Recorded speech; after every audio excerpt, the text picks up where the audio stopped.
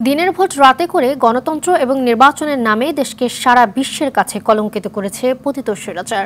এমন মন্তব্য করেছেন জামায়াতের নায়েবে আমির অধ্যাপক মুজিবুর রহমান। সকালে রাজধানীর রমনা থানা জামায়াতের অগ্রসর কর্মী ও রুকন প্রার্থীদের শিক্ষা বৈঠকে এই কথা বলেন তিনি। জালিম পালিয়ে গেলেও তার দোসররা এখনও সব জায়গায় সক্রিয় রয়েছে বলে অভিযোগ করেন মুজিবুর রহমান।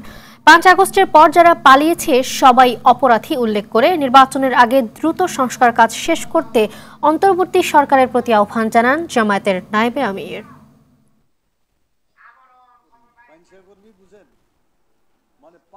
শুধু নিজে খায়নি, আত্মীয় স্বজন সবাইকে এমন আকাম কুকাম করেছে, সরকার পরিবর্তন হওয়া মাত্র পালাই গেছে। ঠিক কিনা বলে?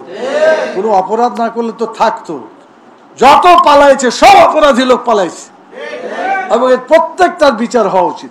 2024 সালে একটা নির্বাচন হয়েছে, ওদের ভাষায় দামি নির্বাচন, না তো এখন দামি নির্বাচন মানে কি? খেলাধুলাতে কোনো লোক পাওয়া গেল না, বিরোধী দল নাই, বিরোধী প্লেয়ার নাই, তো বলছে আইসো আমরাই ভাগাভাগি করে খেলাধুলা করি। করছে কিনা? এটা নির্বাচন হয়েছে না, খেলাধুলা করা হয়েছে। এবং এমন অবস্থা করেছে যে গোটা জাতিকে কলঙ্কিত করে দিয়েছে নির্বাচনের মাধ্যমে।